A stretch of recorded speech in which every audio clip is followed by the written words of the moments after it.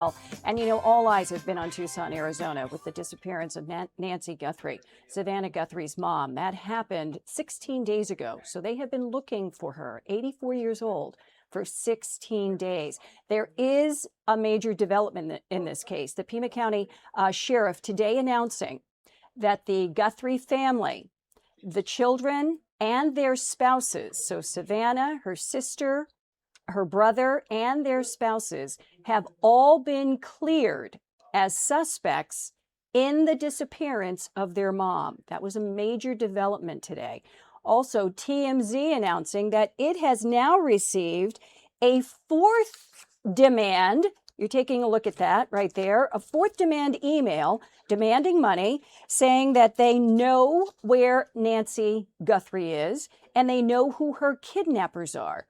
We are going to be hearing from TMZ coming up in just a short time. But right now, we're going to bring in our expert, Andrew Black, retired from the FBI. And in fact, Andrew Black, he worked in the Tucson office, which is where all of this is happening right now. And he ran that office until he retired in 2018. He ran the office for 4 years, and then he retired in 2018. So, Andrew, thank you so much. I mean, the insight that you are going to be able to provide for all of us and our viewers, I mean, it's just will be unmatched, I'm sure.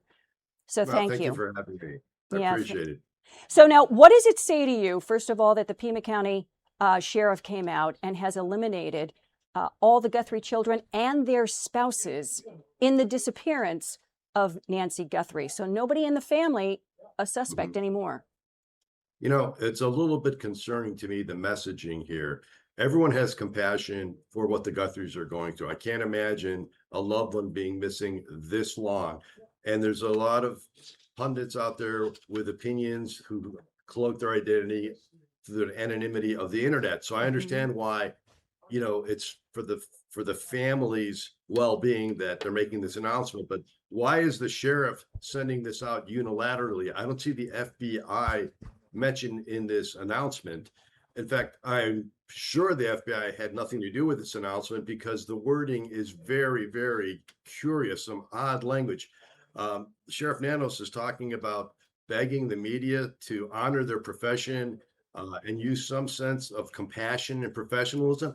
I've seen a lot of news broadcasts, and I think the media has done a very good job with their compassion and their professionalism. This is a delicate matter. And I think the media has done a very good job, weaving compassion into this story. So this message should have been put out by the FBI and the Sheriff's Department. In fact, the FBI should be leading the messaging. The FBI should be leading the press conferences. Public speaking, hosting press conferences is not in this sheriff's wheelhouse.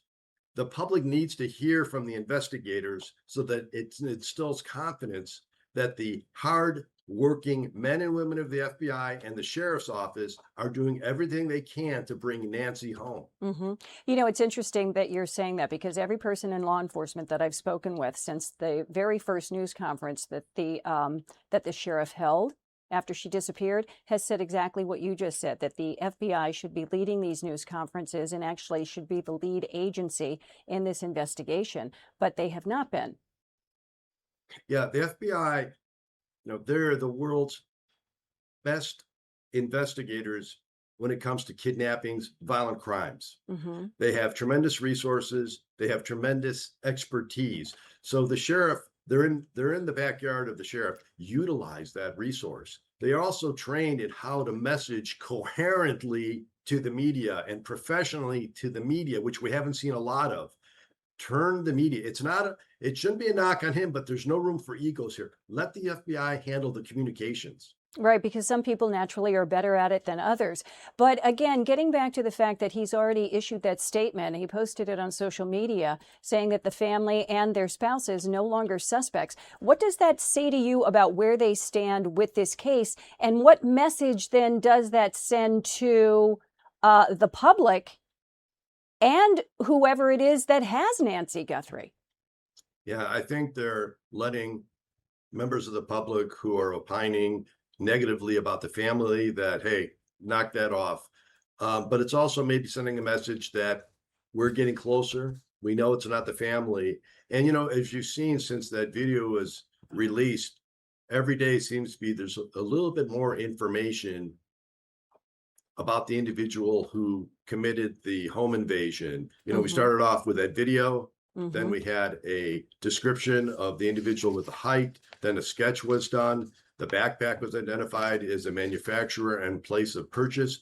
So every day there's a little more information coming out. And I think the more the FBI and the Sheriff's Department communicate and work together with the public, you're going to get much more cooperation from the public. Okay, what do you think about the fact that TMZ is reporting again today that it has now received a fourth demand email for money?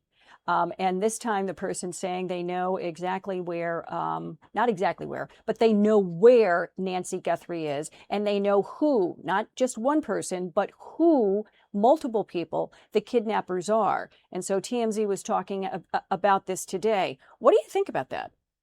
You know, sadly, these are the kind of leads that expend energy, and I think you have to run them down in case they are legitimate. I don't give a lot of credibility to any of these demands made through the media or through social media.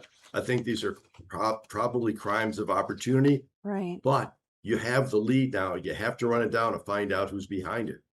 Can't The other, ignore it. right. The other thing too, every law enforcement source that I've spoken with, both on camera and behind the scenes, have all said they do not think that this was a robbery or a home invasion gone bad.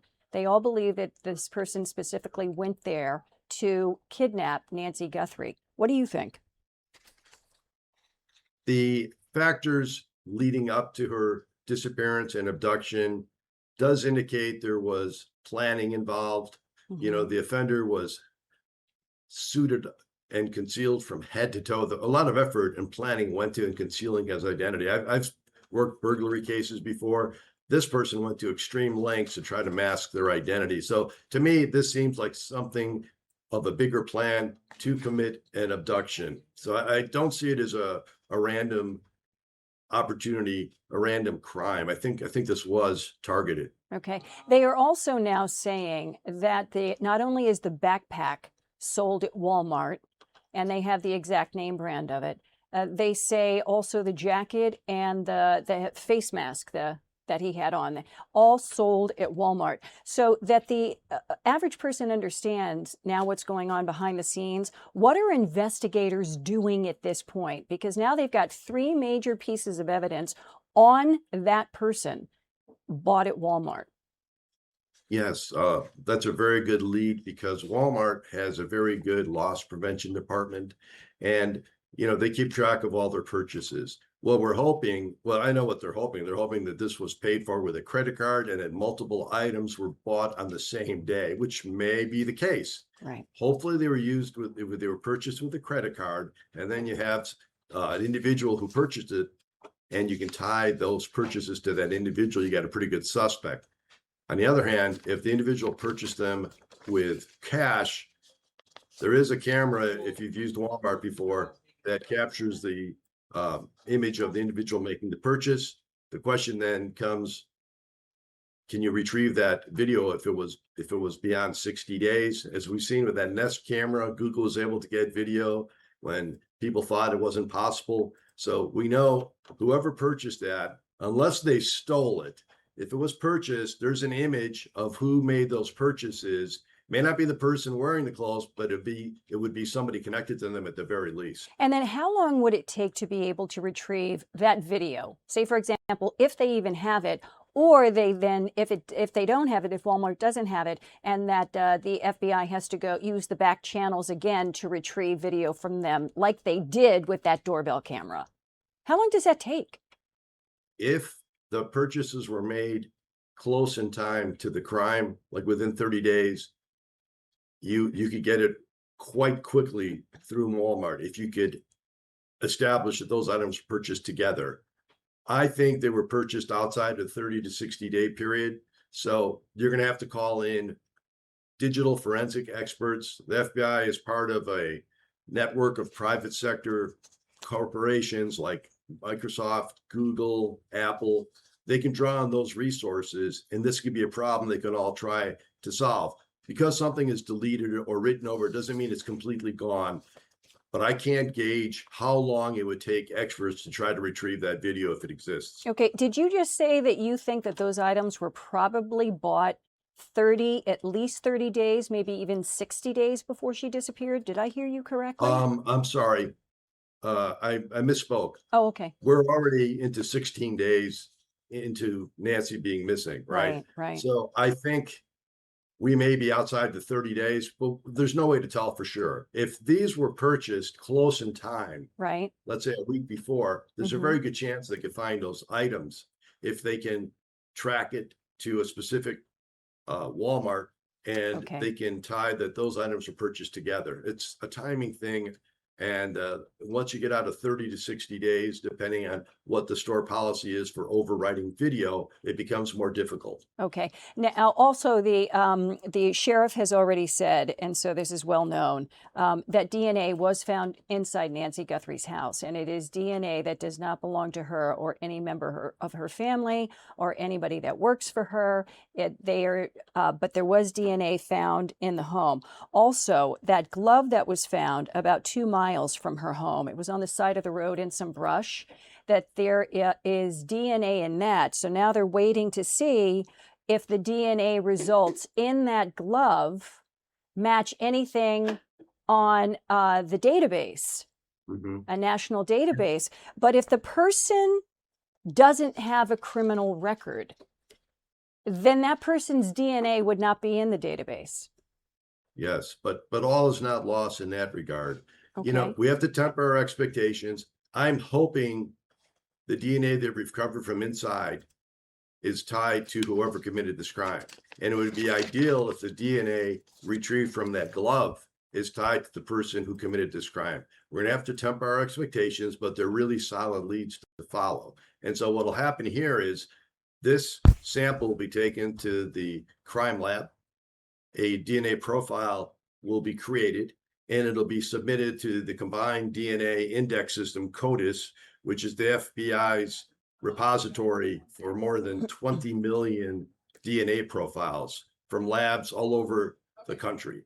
And they will look for a match, right? These Hmm. are individuals who've been convicted offenders and individuals who left evidence of their DNA at other crimes. This is a very powerful database. There's also a public database they can compare it to for genealogy. So as you say, Ah, if the offender's DNA is not in there, many people are tracing family trees, genealogy, and cases have been made by identifying people who are related. It narrows your scope of who to look at if you get somebody's DNA who is very similar to the offenders. This could be a really important piece of evidence if that DNA came from the offender. okay, so I just want to make sure that the viewers are clear on this.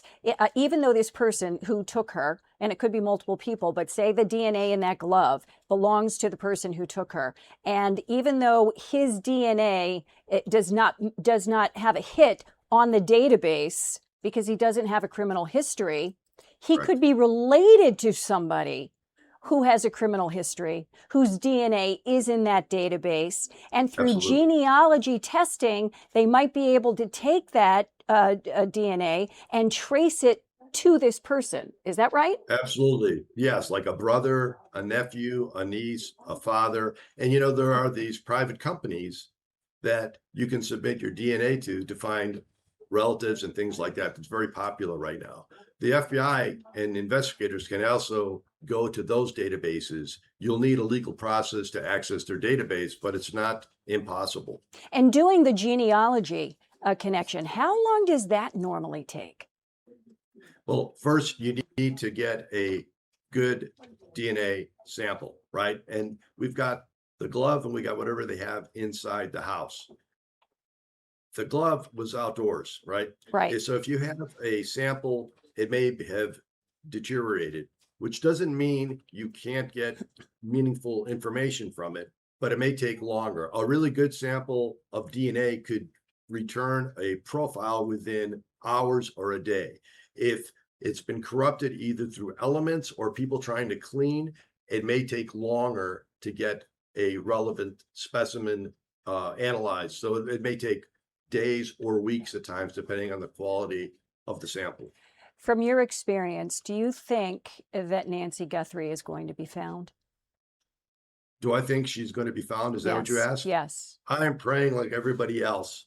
And to say anything other would really impede the work that the volunteers and people on the ground, because I've worked these cases before as an Hmm. agent when I was young, and you really pour your heart and soul Oh, because you know yeah. time is of the essence. So you have to keep a positive attitude about this and pray that she's still with us and we can get to her before it's too late. Is there anything that you would have done differently if you were working this case? I would have contacted the FBI immediately and taken advantage of their massive resources and deferred to them on every issue and allow them to handle the messaging. And why do you think that didn't happen? You have any idea? The sheriff has been in control of the department for a long time. You Hmm. know, he's proud. He can be a little bit stubborn, and he thinks that his agency is capable of handling these types of crimes. But as everybody knows, who's got the greatest resources? Who's known for working kidnappings? That's the FBI. Okay. Andrew Black, thank you so much. Retired FBI, and he actually ran the FBI office in Tucson, Arizona, the exact same agency that is now involved with this case, searching for Nancy Guthrie. 84 years old, now day 16. And Andrew, again, you retired in 2018. So thank you so much for joining us tonight. Like I said, it's fascinating to be able to talk to people who have a wealth of experience like yourself. So thank you. Thank you for Thank taking the you. time.